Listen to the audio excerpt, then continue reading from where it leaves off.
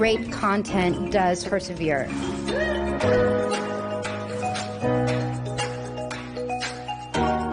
My passion is the work. Thank you so much, Variety. When we were working on the album, somebody told me that there was no hit on the album. That fool was wrong.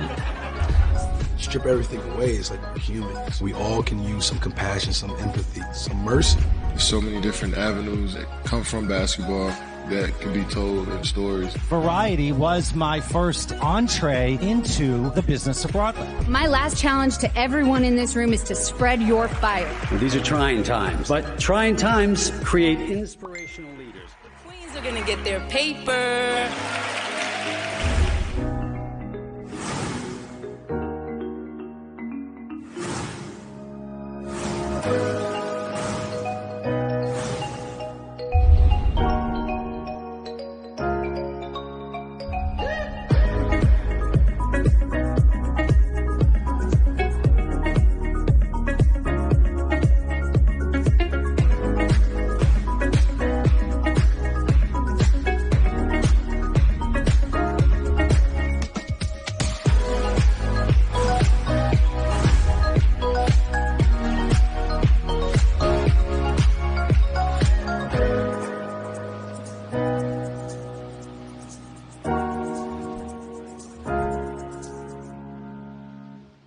I'm Darci Cheyne, artisans editor at Variety, and I'm so excited to be moderating today's panel focusing on the amazing costumes of Schitt's Creek and RuPaul's Drag Race.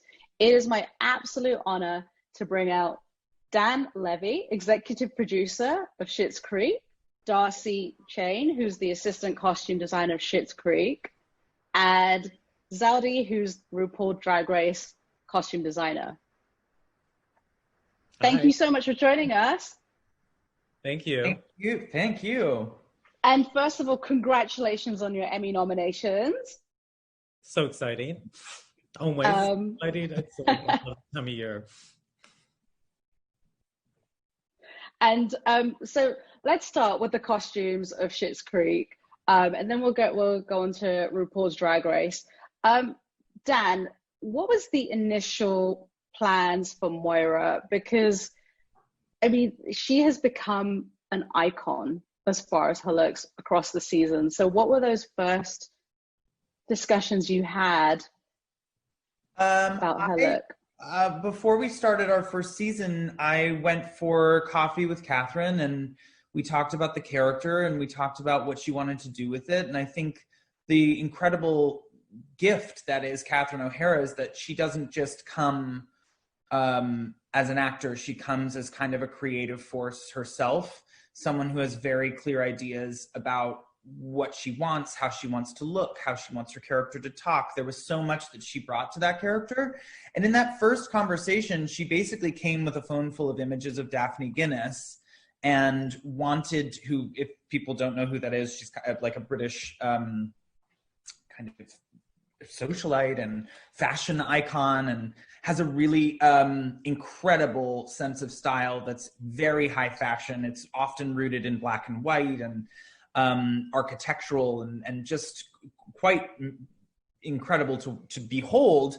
You know, and I immediately was excited by the prospect of having that be the jumping off point. Obviously, I think for the sake of television, the challenge was, how do we make that digestible for people in a way that, you know, still maintains the integrity of kind of the forward-thinking fashion plate, but also has an element of kind of comedic charm and accessibility. And it really came down to just trial and error. And we've, you know, Darci can attest to this too, like wardrobe fittings were hours and hours and hours. And we brought in so many different clothes, many of which we actually had to go to the runway photos in order to figure out how to put them on. There was one dress in particular, this Jill Sander kind of garbage bag dress that she wears, that we really just actually had to just figure. It took us an hour to just put it on. And it was, we had to send notes to set to how to dress it, because they didn't know either. Yeah. A huge long list of like instructions. But, you know, it was worth it. And I think our show is so, you know, the clothes that our characters wear are really the only reminder of where they came from. The designer clothes that they're wearing are so representative of a life that they used to have. And it also, from a storytelling standpoint, means that I don't have to constantly script people saying, you know, remember when we had money. You're wearing a McQueen dress, you know, in the middle of a small town. The audience will piece it together. So costume and wardrobe for us was such a fun thing to play with. And also from just as a narrative device, it was a really kind of valuable tool in constantly contextualizing who these people were. Yeah.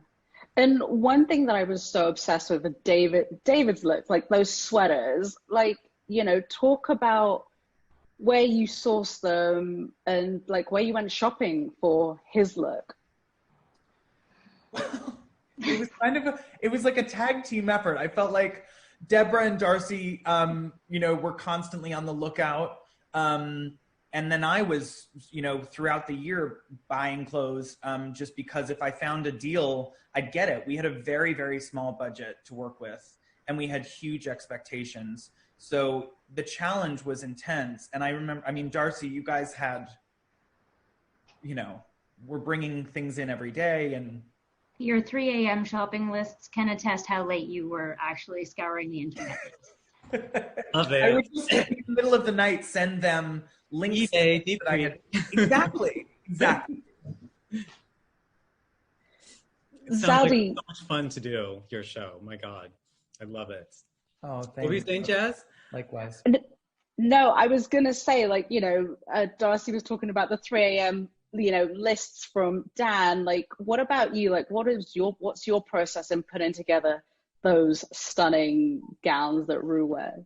Well, it's a little bit different, you know, because I have one character to dress, and that character is a very recognizable, iconic personality. So it has like, you know, I'm very much like work, you know, in my studio, which is like an atelier where I have, where we build everything from the ground up. So it's our end takes a lot longer, and it's really become like a sort of luxury game of like exquisite corpse where I design the whole season, and you know, we're kind of working on it as we're filming next year's seasons, and it's sort of like I then pass them off, and then they open them up. Ru opens them up, and then hair and makeup look at them, and they all kind of decide which way this look is going to go. So it's kind of like it all gets pieced together, and it's a big surprise on the day when she hits the runway. So many seasons. I mean, I feel like RuPaul's Drag Race, it's like 3 seasons a year or something. It's like All Stars. Last year we filmed 5 shows, including AJ and the Queen, Celebrity Drag Race, Drag Race UK, All Stars Drag Race. And so like, you know, I've been working with Ru for 30 years and almost 30 years. And, you know, there's like a lot of trust in our work relationship, and, you know, it works. It's worked this way pretty much since the beginning. It's just been a connection that we have. We both know what we want and what the character needs in whatever season it happens to be, and we just go from there. And this is for both, you know, for both shows, but how did the look of Ru and, you know, in Schitt's Creek, like, how did that evolve over the seasons? Like, you know, yeah, talk about that evolution. Well, like I said, again, Ru, I mean, in the early days, I feel like I've done almost everything you could do with a RuPaul. You know, I mean, we're often referencing our own designs. You know, if there's something about Ru that Ru loves is when she sees a dress, she's like, I'll take it in 5 different fabrics, you know? But I'm like, you can't wear that dress 5 times, you know? It's like, but she just loves something, and when she loves it, she'll wear it. So we do reference certain fits, but, you know, we're always trying to keep it as contemporary as possible.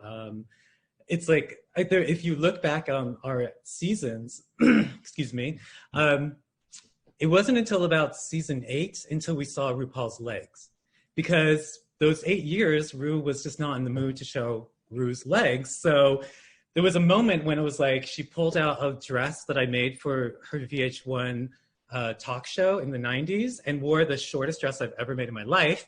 And then she just wore it and it was like, oh, we have legs all of a sudden. So now it's like a monumental shift in our thought and design process with just that one little thing or big thing. And what about for Schitt's Creek? I mean, I think it really came down to, for both like me shopping, personally for the show and then for Darci and Deborah, I think it really came down to just this like honing in on what works for the characters. And I think the first season really acted as, a trial run to see the kinds of shapes and the kinds of silhouettes that, Annie and Catherine really responded to. And then season after season, we just tried to heighten the experience with, and raise the stakes. I mean, I think we were... What's that? I said success. You succeeded. Oh, thanks. But it really became, I wanted the show to feel aspirational when it came to the fashion. I love shows that have those little details because I'm so detail oriented. When I watch a show that I think has a really beautiful aesthetic, I'm paying attention to the costume design. I'm paying attention to the style of characters. I think it says so much about who people are. And oftentimes I feel like costume design is really not prioritized, or it's not utilized in the way that it could be. Because the way we conduct ourselves, the way we get dressed every day, even if it's a simple thing, it's saying a lot. And, to hear stories of friends of mine that have gone into sort of costume fittings, and it's kind of just been like, here's a generic J. Crew shirt and jeans. And you're thinking, at least from where I came from when we started the show, I thought, but okay, if it is going to be someone that dresses quite simply, how can we infuse that simplicity with a sense of personalization that actually speaks and reveals character more than just presents someone as a type? And so for us, that was really, integral to making that aspirational quality of the show. We wanted, Moira and Alexis to be fashion plates. We wanted them to, and particularly when it came to the designers that we were, trying to find, as a showrunner, I wanted authenticity. I didn't want just a strand of pearls around, a wealthy woman's neck in order to indicate that she was wealthy. I wanted that to really live in a truthful place. I wanted people who were, obsessed with fashion to recognize, the archival Balenciaga and the Givenchy and the McQueen and the, because that's part of the experience. That's the fun of building these characters' lives out and the fun of watching a show. So it was, it was a challenge, but it was, I'm really proud of it. And, there was some really, Darci and Deborah did such incredible work when it came to just handling it and getting it done and finding those special pieces and finding the accessories, because I would come in with, suitcases full of clothes, and then we would all kind of just unpack them and try to make sense of what it was. But you're right. It's like, it was fun, like me as a watcher, like I'd be like, oh, he's wearing Neil Barrett, or she's wearing a Comme des Garçons top, it's fun. And like you said, it's very believable to the character, because it'd be hard to like make any these kind of clothes to like you say, indicate that this is that type of character. It had to be so real. And I think that's such a big strength of your show. It like, they feel like real, over the top characters. Thanks. I think we were fortunate that in our talent as well, because they came in and presented how they would dress in the items. Like, they contributed in the fittings, and their input is like, oh, that's not how I saw it on the runway, but that looks really good. Or, do we need one more necklace? Yes, we need one more necklace. We have a clip that we're going to show right now from the wedding. And then we'll talk about that, putting the wedding together. So. I was so lost, didn't know what to do with myself. I was my own worst enemy. I was less to know I needed help than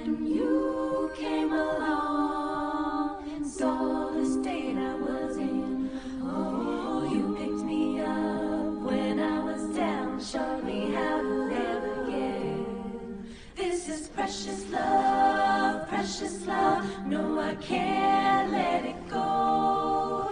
This is precious love, and it's teaching me everything I need to know. This is love, love, love, love, love, precious love.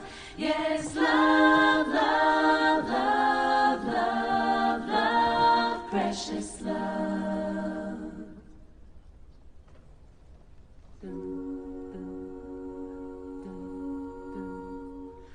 Okay, can you please stop doing that? You're making me nervous. Sorry, I've been thinking a lot about it, and I think you're right. I know. About what? Like, I think I'm wearing a wedding dress. Oh, I know that. I really wanted to impress you today, and now I feel like I'm ruining your wedding. I think you're giving yourself a lot of credit. Break down the wedding. Like, how long did that take you to pull all those looks together and take us inside the wardrobe fitting for Catherine and that incredible outfit that, again, everybody's going to wear over Halloween and has become like an internet sensation? Dan, do you want to start with that, or Darci? The miraculous thing about our incredible wardrobe department is that we still had to clothe our show like through the season, while knowing that we had this big kind of statement look that was kind of a big question mark for a lot of us. You know, particularly for me, it was, you know, writing that wedding in the minute that we knew that Moira was going to officiate the wedding, and that this was likely going to be the last big Moira Rose look of our entire series. We knew that it had to be the most iconic Moira look that we had ever done. And, you know, needless to say, it was a tremendous amount of pressure on all of us. When did you guys start, Darce, in terms of? I don't know, but I feel like you were so busy on the floor and directing, and so much was happening at that time. It was just like, we steal you for a moment. How about this dress? We steal you for a moment. We've tried it on. How do you like it? And it was definitely quite a long time. Mm-hmm. Even just getting to the point where we could invite hair in to start incorporating their elements, and get the milliners work in, and putting all the pieces together. I know hers took a long time, and that was a lot of pressure. But I think also the Alexis outfit probably was the most complicated one, because it's like. Well, that's I mean, funnily enough, once Catherine really came to us with the idea of doing like a papal inspired look. And I think once she set us on that track, things kind of slipped into place slowly but surely. We found the McQueen dress, I think, on Ukes. And she had these like gold Tom Ford knee-high boots underneath, and Catherine really wanted this like hair band on the hat. So our hair department, Anya Soros, who did Catherine's hair, spent like a solid month trying to figure out how to do this band of hair. You know, every detail of that, the Pope's hat that she wore, we were, you know, having conversations about like, how many diamonds do we want to put on it? How much ribbon? What is it going to look like? But funnily enough, to what Darci was saying, Alexis's dress actually probably took more time, because it had to be, the simplicity of it was part of what made the joke. She had to be in a wedding dress that also looked like she could have thought that it was just a nice white dress. And then how do you differentiate that confusion of David finally walking in and her looking beautiful, but also his reaction being like, you're wearing a wedding dress to my wedding. And we ended up creating this tulle kind of bow. Was it did you guys put magnets in it? Is that what it was? Yeah, so the dress itself, and Zaldy, you can probably attest to this, a little silk bias cut slip. And then we had to support this grand bum bow on it, and of course the dress itself wouldn't hold it up, so we had earth magnets sewn into all the points that we could place it on, just so, and that took 3 fittings alone.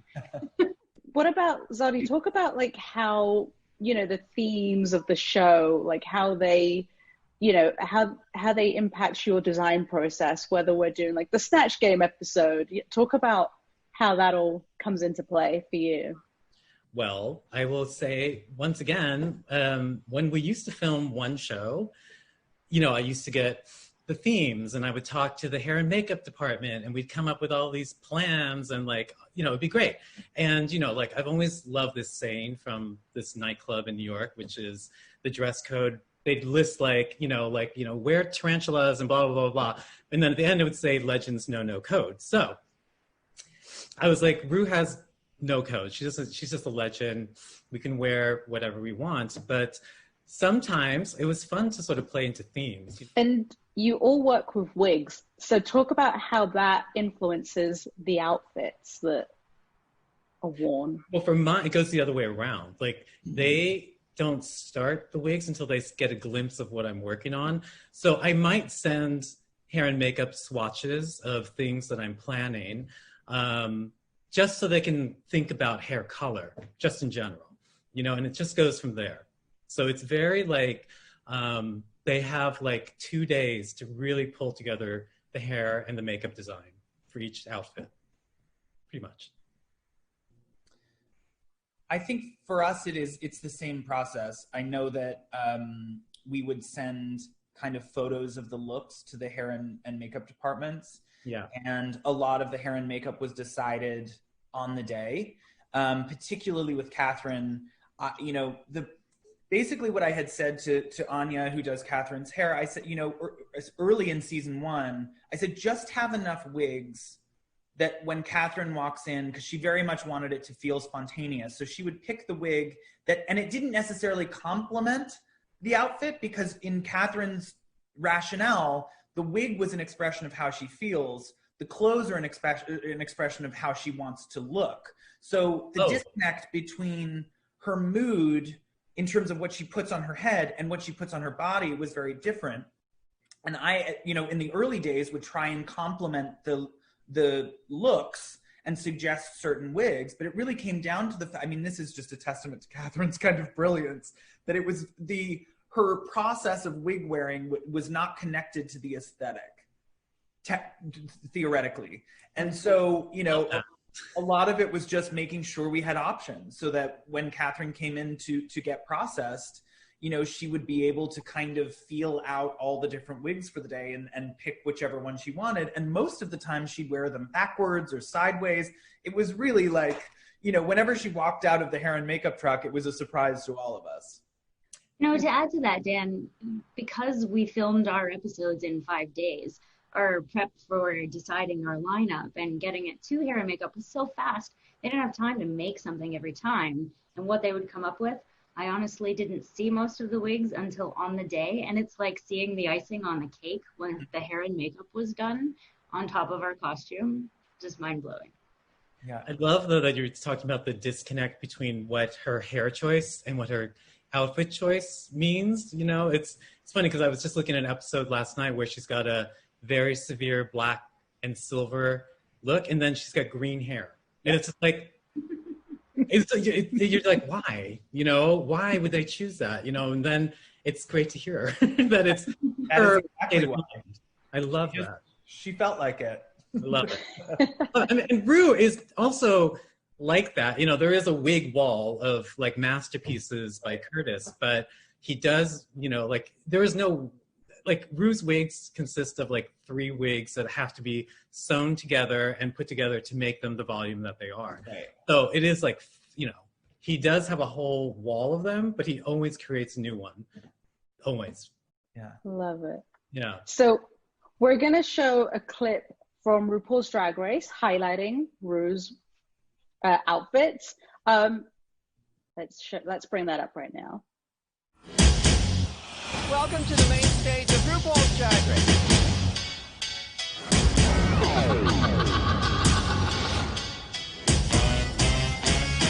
Cover girl, put the bass in your walk. Head to toe, let your whole body talk. Cover girl, put the bass in your walk. Head to toe, let your whole body talk. Bump and bump it, bump it and bump it, bump and bump it, bump it and bump it, bump and bump it, bump it and bump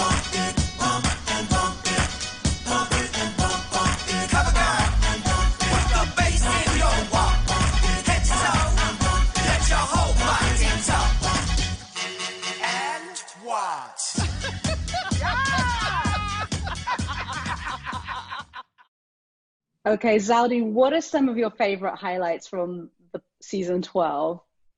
I mean, I always love the openings, only just because it's so exciting. And I loved the little pink dress she wore, and everybody was like in pink and red. But this season, like I had said earlier, you know, we've been lucky in the last couple of seasons to like introduce legs. And so like this season, you know, after we did the Vanity Fair cover, where it was basically a nude body with like Swarovski crystals all over it, I was like, I'm going to start showing more of the body. So this season, like the looks I love the most have like nude panels that look like she's kind of naked. Like, so there's like a snakeskin bathing suit with a bow with like thigh-high boots, which I love. There's this other like purple gown that also is like all the way up to the crotch level slits, and then it has like the whole sides are open. I mean, it's like, it's all new territory for I'm going to keep pushing it while we can. And while it's like, she's like really into it. But it's like, we do still do like classic Ru gowns. So I will say that there was this one ruched green gown, which is like the most classic Ru shape we could ever do, where all of the ruching goes into the waist from the bottom to the top, and it makes her look so skinny. It's like, it's the easiest trick out there. And it's like, but she always responds, and it's the same thing. She was like, I need them in 5 colors, you know? Yeah. Yeah. And we have a clip from Schitt's Creek, the red carpet premiere. As soon as that aired, I swear, like on social media, drag culture has embraced Moira so much. And that was one of the looks they really, really embraced. I mean, break down this look and, you know, what went into that. Well, this is a two-parter, and I'll start, and then Darci can fill in the rest. I found the dress online. I think it was at Bergdorf's or something. And we had been looking and looking and looking and looking, and it needed to be show-stopping. And you know, I stupidly wrote an episode around a piece of wardrobe. The impact of Moira coming out in that dress was emotional. It had to be it was hearkening back to days when she would show up to red carpet. So there was kind of an emotional attachment to just how incredible she looked, which is a lot of pressure to put on a piece of clothing. And it took us a minute to find it. And again, it was like a late night search. I sent it to Deborah and Darci and found a gold zip tie crown. Those were like just zip ties that someone, I think in like Russia made or something. I don't know. I got it on Etsy. And then began the process of getting the dress. So Darci, you can explain how that happened. So we were trying to purchase the dress online, and it's kind of funny that you scripted the dress to cost $4,000 because it probably ended up costing 3 or 4 times that in the end. Yeah. So the purchase wasn't going through online. It wasn't the credit card. We couldn't figure out why. I phoned the store. I phoned PayPal. Everyone. It turns out it's ostrich feathers, and those cannot be shipped from the USA to Canada. So then we booked a flight for our buyer to go to New York, to go to the department store where I had put it on hold and paid for it. And she brought a little tiny carry-on bag. She gets there, and New York has a blizzard, and everything closes. And so poor Frances had to be put up in a hotel and be, Ubered around and finally flown home an extra day later. And in her carry-on bag, going through customs, was debating whether to claim it or not, but, the purchase was valid. So, she made it home in one piece. It was a journey. And for like a good 24 hours, it was like, where's the dress? The dress is stuck in New York. Is Frances okay? Where is she? She's at a hotel. She doesn't have a change of clothes. She doesn't have a toothbrush. It was a journey getting the dress. And then came time to actually fit the dress on Catherine. And obviously there was just everyone in the room was holding their breath and crossing their fingers because so much had gone into just getting it. And then she walked out of the room in the dress, and it was like, we instantly knew that it was going to be a really special moment because it was extraordinary. Wow. Do you love shopping in real life as much as you do for the show? Well, 6 years of shopping, weekly for this television show has given me an incredible addiction. And it seems like you're enjoying this, and I was just there was like a sadistic kind of like I did in the sense that it became a search, right? Like it was almost a game for me. It's how hunting and gathering, yeah. Exactly. How cheap get that can you get it, and how high fashion can it be? Yes. And there were a handful of situations where I ended up finding, two McQueen dresses that Catherine ended up wearing in this last season. Yeah. That I think we got for like $350 or $400, and they came with the tags on. They were consignment. Came with the tags on, and the tag said something like $3,700. Oh my God. As someone who was playing that game, I was very pleased with our wins. Because, You're like, I saved $10,000. Exactly. I don't know if you've ever shopped at Century 21, but they would send, they'd be like, oh, you just spent $1,000, but you saved $10,000 on your exactly. Yeah. So it was fun, but it was certainly a challenge.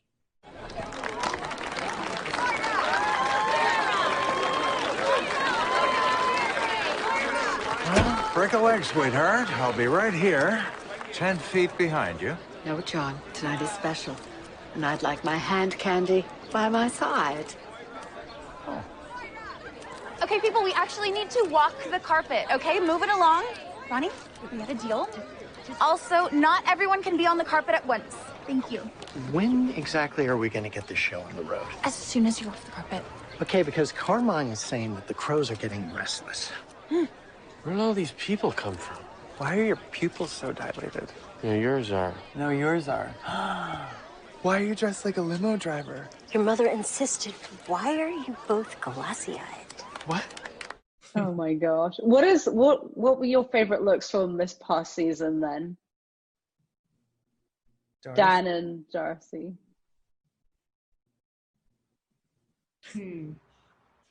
I mean, obviously, I think her Moira's wedding look I was so relieved and I was so thrilled.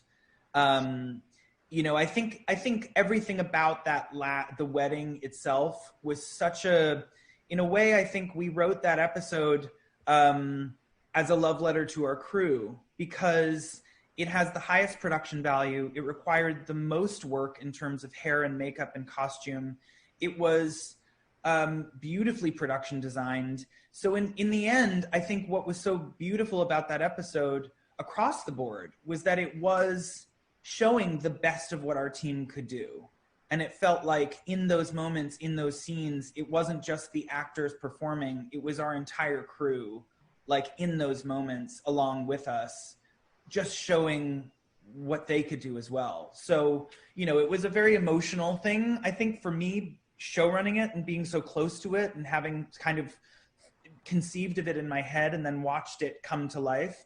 But yeah, I think that everything about that last episode, the Tom Brown that I wore, I went to New York and had the fitting with the people at Tom Brown, and I just knew that was going to be such an appropriate move for David, that instead of going totally wild with it, that he would actually kind of play it under, but still walk down the aisle in a kilt.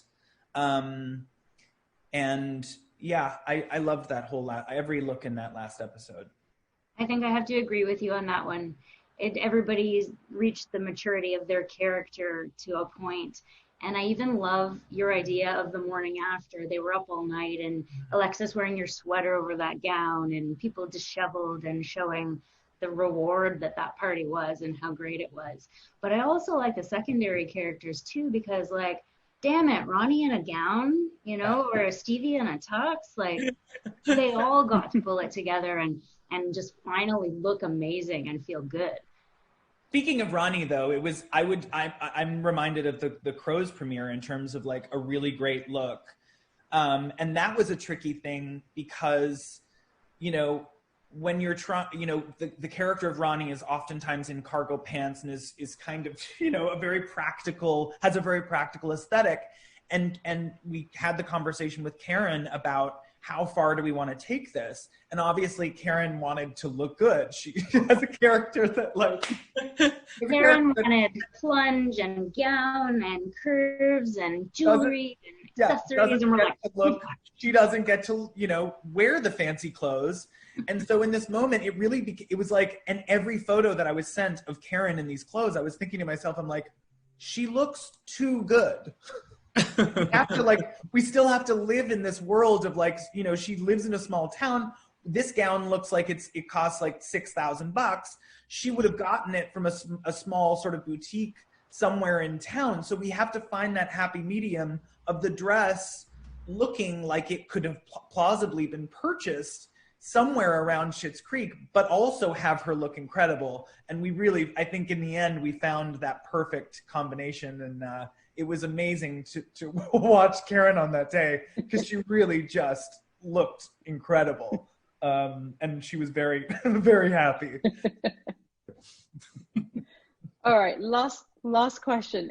If you could dress any queen on Drag Race, who would you want to dress and how would you dress them? And Zaldy, if you could dress any character on Schitt's Creek, what would you dress them in and who would you dress? Oh my God. I mean, I feel like Schitt's Creek, you have to, again, it's like it's a group of people, you know what I mean? It's like, I like how they all the characters interact with one another as a family. So I don't even know if I could pick one because I like how they're all individually styled, you know, like they are just, it's like a full unit of this world, you know? I don't know. I couldn't pick one. Yeah. Dan, Darci, on Drag Race, do you have any? Oh gosh, I mean, just blend the two. Take our two exactly. stars. I will say that their clothes. There is a fine line in certain episodes of our show, and funnily enough, we went to we were doing a live show in Washington and caught word from, I guess, some of the fans that were coming to the show that there was going to be a drag night at one of the local gay bars that was honoring Moira. And it was called like Night of 1,000 Moiras. And our cast showed up and surprised this gay bar and were the guest judges of this drag show. And no way. They showed up. It was absolutely... I'm getting goosebumps. I have goosebumps all over. They showed up in every look from across the seasons. They were with like Moira with her bird look. They were Moira in season 2. They were Moira in season 4. It was the greatest. And I realized in that moment that like we could easily ride that fine line between RuPaul's Drag Race and Moira Rose. Yeah. Wait, that was Washington? Yeah. Wow. Yeah. Amazing. It was a night to remember, I'll tell you that. Yeah. Wow. I think that's going to be an annual event, like because they do like a Night of 1,000 Stevie Nicks in New York. I'm sure like Night of 1,000 Moiras will be like an annual event once. I hope. I don't know how. Happily go back to Washington. Sounds right to me. Yeah. Amazing. I wish I could talk to you all afternoon and break down every single look that you've all created over the seasons. But sadly, I have to wrap it up. So thank you so much for joining Variety, and congratulations again on your Emmy nominations. Thank you. Thank you. So nice to meet you guys. Yeah.